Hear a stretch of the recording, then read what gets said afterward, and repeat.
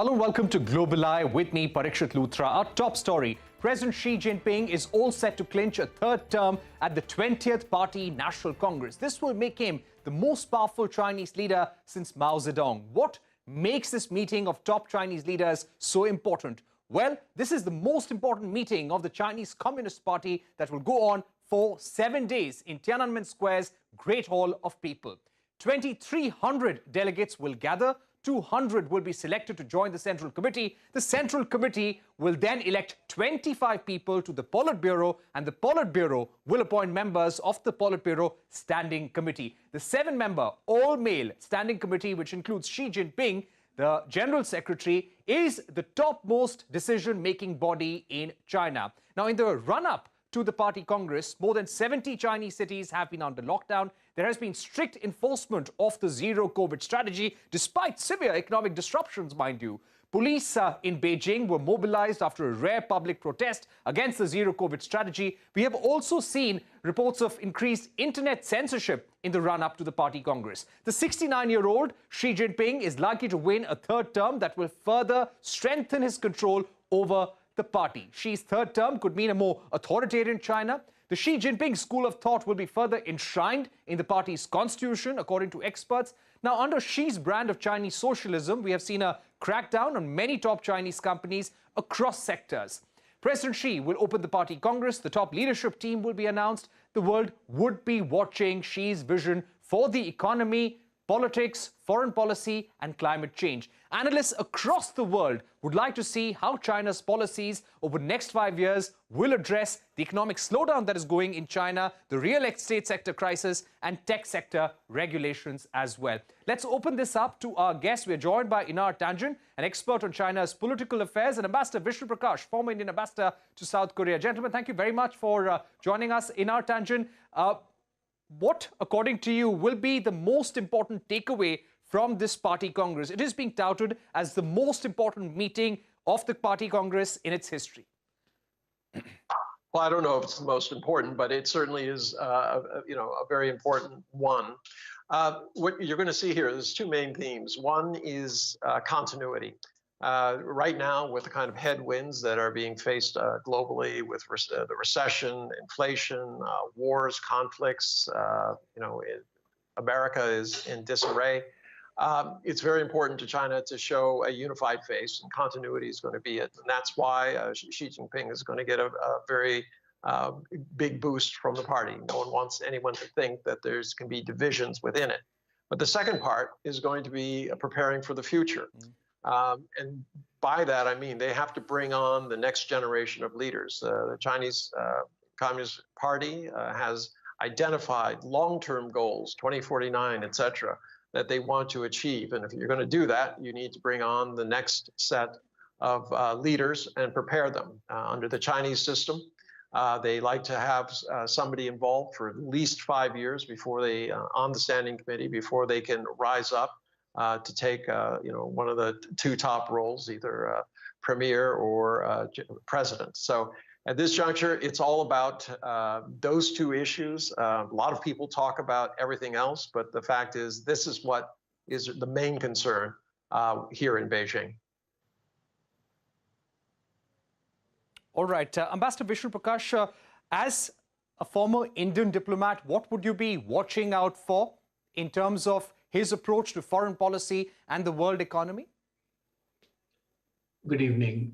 The lineup that will come up after the coronation of Emperor Xi, the party congress will, in fact, it's the coronation party for President Xi. After the party congress is over, then the central committee, newly elected central committee would meet to rubber stamp the new Politburo and the standing committee. The members of the standing committee that will give some indication of the direction in which China is heading, because clearly the writ of President Xi is supreme. He is in complete command. He is in complete control. Observers are have noted that there is no leak whatsoever about what the new lineup is likely to be. So that is the kind of tight control he's exercising. And it will also depend on the age of the new Politburo, whether those who are in their 50s are brought in, or somebody in the 60s is brought in, born in the 60s. If somebody or two members or three members in the standing committee are born in the 60s, then it will acquire a different complexion. Whether Li Keqiang, the premier, continues, does not continue. So there are, at the moment, lots of speculation. The only certainty is that President Xi will be elevated as the new paramount leader. Already the Chinese media is calling him the helmsman, the people's leader, etc., titles which have been associated with Chairman Mao.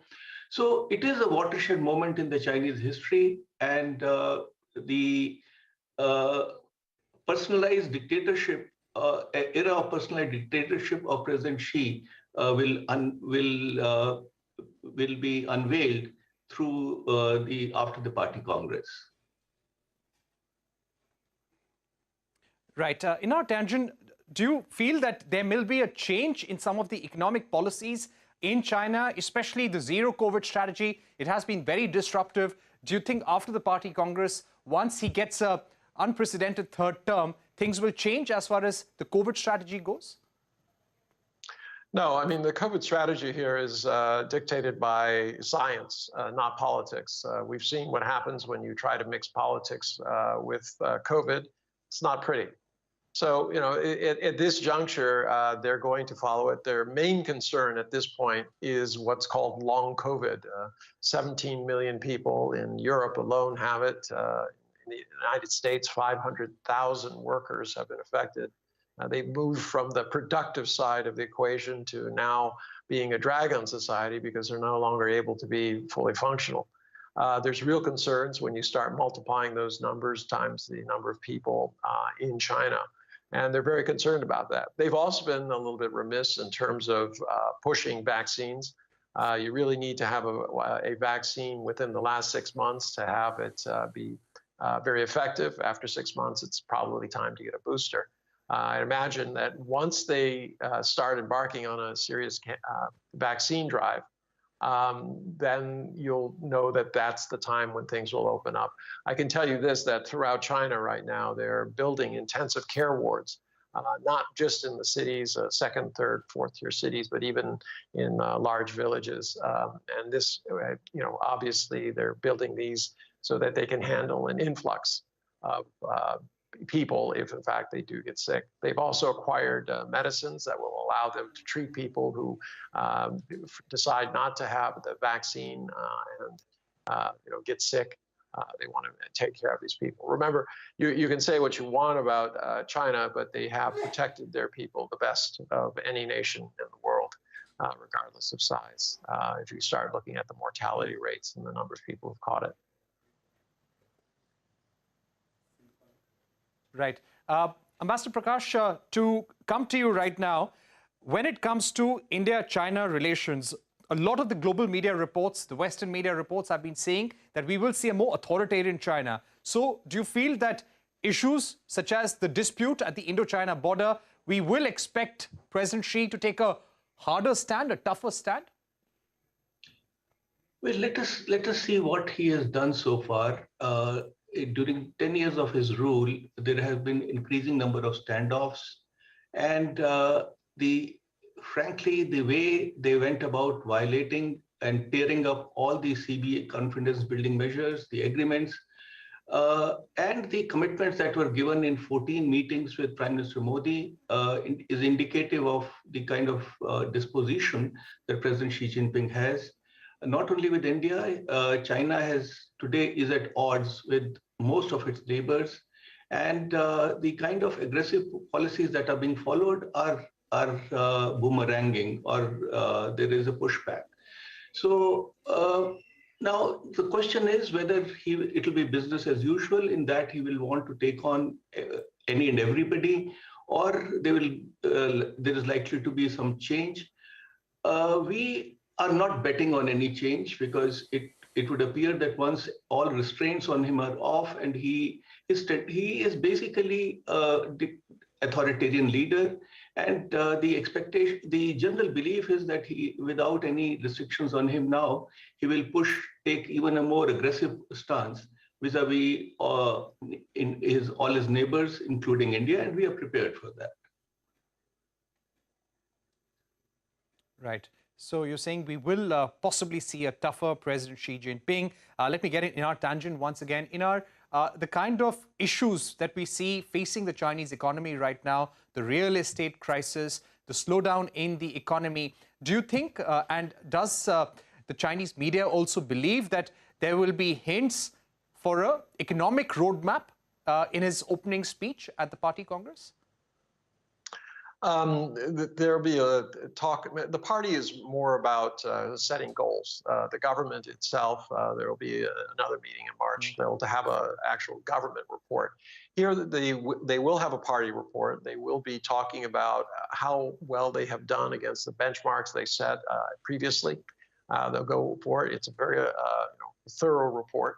And they talk about areas where they need to improve and things like that. So don't think that Xi Jinping is going to make a major policy speech at this juncture. It's possible, but it doesn't seem consistent with their idea of continuity, of trying to face up to all these headwinds. As you've heard from my colleague, the ambassador, he takes a very dim view of China, sees things in the veil of a strongman politics.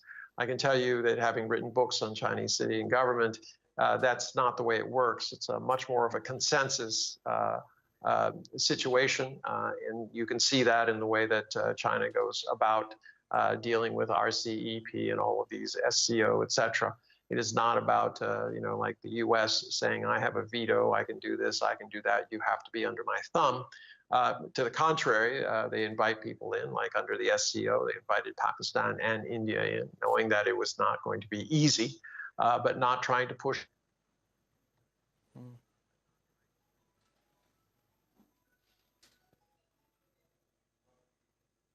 All right, we seem to be losing that link within our tangent, but we've also come to the end of this discussion. Ambassador Prakash, thank you very much for joining us here on this program, giving us a sense of the 20th Party Congress and why it's also important for India to take cues from President Xi Jinping's speech there. We're going to take a short break at this point, but coming up on the other side, we shift our focus to the ongoing protests in Iran. We will be joined by Kameen Mohammadi, journalist, writer, and also Percy's Kareem. Don't go anywhere. That's coming up on the other side.